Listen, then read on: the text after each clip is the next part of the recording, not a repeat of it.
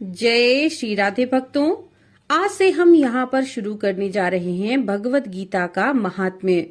भक्तों, पद्म पुराण में गीता के प्रत्येक अध्याय का महात्म्य कथाओं के माध्यम से समझाया गया है और वही हम आपके लिए यहाँ पर लेकर आए हैं। तो चलिए शुरू करते हैं। श्रीमद् भगवत गीता के पहले अध्याय का महात्म्य। श्री पार्वती जी ने कहा, हे भगवान, आप सभी तत्वों के ज्ञाता हैं। आपकी कृपा से मुझे भगवान विष्णु संबंधित अनेक प्रकार के धर्म सुनने को मिले जो समस्त लोक का उद्धार करने वाले हैं। हे देवेश, अब मैं गीता का महात्म्य सुनना चाहती हूँ, जिसके श्रवण करने से श्री हरि में भक्ति बढ़ती है।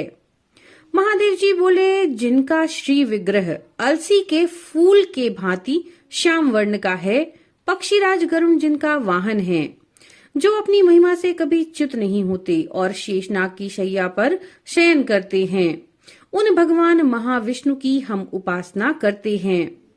एक समय की बात है, मुर दैत्य के नाशक भगवान विष्णु शेषनाग के रमणीय आसन पर सुखपूर्वक विराजमान थे। उस समय समस्त लोगों को आनंद देने वाली भगवती लक्ष्मी ने आदर पूर्वक प्रश्न किया।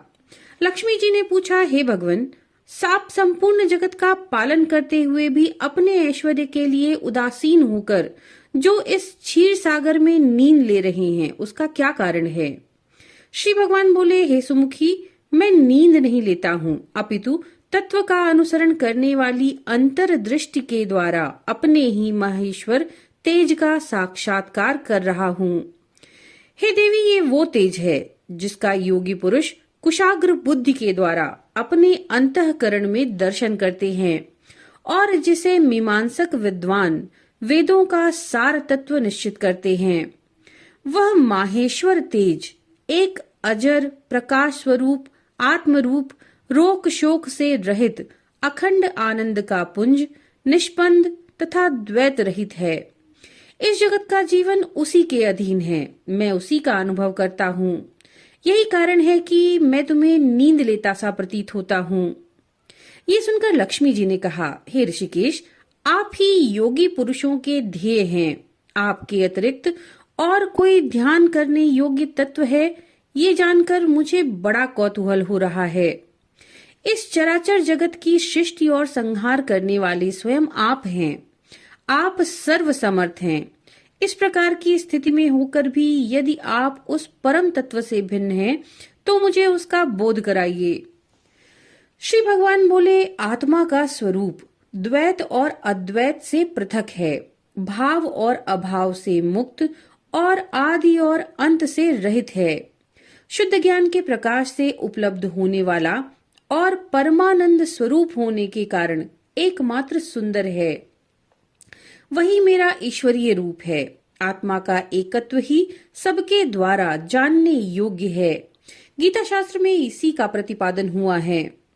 अमित तेजस्वी भगवान विष्णु के ये वचन सुनकर लक्ष्मी जी ने शंका उपस्थित करते हुए कहा, भगवान, यदि आपका स्वरूप स्वयं परमानंदमय और मन की वाणी के पहुंचने से बाहर है, तो गीता कैसे उसका बोध कराती है? मेरे इस संदेह का आप निवारण कीजिए। श्री भगवान बोले, सुनो, मैं गीता में अपनी स्थिति का वर्णन करता हूँ। क्रमशः 5 अध्यायों को तुम 5 मुख जानो, 10 अध्यायों को 10 भुजाएं समझो और 1 अध्याय को उदर तथा 2 अध्यायों को दोनों चरण कमल जानो। इस प्रकार ये 18 अध्यायों की वांगी ईश्वरीय मूर्ति ही समझनी चाहिए। यह ज्ञान मात्र से ही महान पातकों का नाश करने वाली है।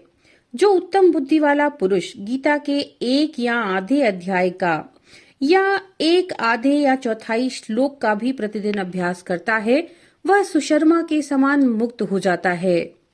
ये सुनकर लक्ष्मी जी ने पूछा, देव, सुशर्मा कौन था, किस जाति का था और किस प्रकार से उसकी मुक्ति हुई? श्री भगवान बोले, सुशर्मा बड़ी खोटी बुद्धि का मनुष्य था, पापियों का शिरोमणि था। उसका जन्म वैदिक ज्ञान से शून्य और क्रूरता पूर्ण कर्म करने वाले ब्राह्मणों के कुल में हुआ। न वह ध्यान करता, न जप, न होम करता, न अतिथियों का सत्कार। लंपट होने के कारण हमेशा विषयों के सेवन में आसक्त रहता, हल जोतता, पत्ते बेचकर जीविका चलाता। उसे मदिरा पीने का व्यसन था और वह मांस भी खाया करता था। इस प्रकार उसने अपने जीवन का दीर्घ काल व्यतीत कर दिया। एक दिन मूढ़ बुद्धि सुशर्मा पत्ते लाने के लिए किसी ऋषि की वाटिका में घूम रहा था। इसी बीच में काल रूपधारी काले सांप ने उसे डस लिया। सुशर्मा की मृत्यु हो गई। तदनंतर वह अनेक नरकों में जा वहां की यातनाओं को भोगकर मर्त्यलोक में लौट आया और वहां बोझ ढोने वाला बैल हुआ। उस समय किसी पंगु ने अपने जीवन को आराम से व्यतीत करने के लिए उसे खरीद लिया। बैल ने अपनी पीठ पर पंगु का भार ढोते हुए बड़े कष्ट से 7-8 वर्ष बिताए। एक दिन पंगु ने किसी ऊंचे स्थान पर बहुत देर तक बड़ी तेजी के साथ उस बैल को घुमाया। इससे थक करके बड़े वेग से पृथ्वी पर वह आकर गिर पड़ा और मूर्छित हो पड़ा। उस समय वहां कुतूहलवश आकृष्ट हो बहुत से लोग एकत्रित हो गए। उस जन समुदाय में से किसी पुण्यात्मा व्यक्ति ने उस बैल का कल्याण करने के लिए उसे अपना पुण्य दान दिया। इसके बाद कुछ दूसरे लोगों ने भी अपने अपने पुण्यों को याद करके उन्हें उसके लिए दान किया। उस भीड़ में एक वेश्या भी खड़ी थी। उसे अपने पुण्य का पता नहीं था, तो भी उसने लोगों की देखा देखी उस बैल के लिए कुछ त्याग किया। इसके बाद यमराज के दूत उस मरे हुए प्राणी को पहले यमपुरी में लेकर गए। वहां ये विचार किया कि ये वेश्या के दिए हुए पुण्य से पुण्यवान हो गया है, उसे छोड़ दिया। फिर वो भूलोक में आकर उत्तम कुल और शील वाले ब्राह्मणों के घर में उत्पन्न हुआ। उस समय भी उसे अपने पूर्व जन्म की बातों का स्मरण बना रहा। बहुत दिनों के बाद अपने अज्ञान को दूर करने वाले कल्याण तत्व का जिज्ञासु होकर वह उस वेश्या के पास गया और उसके दान की बात बतलाते हुए उसने पूछा, तुमने कौन सा पुण्य दान किया था?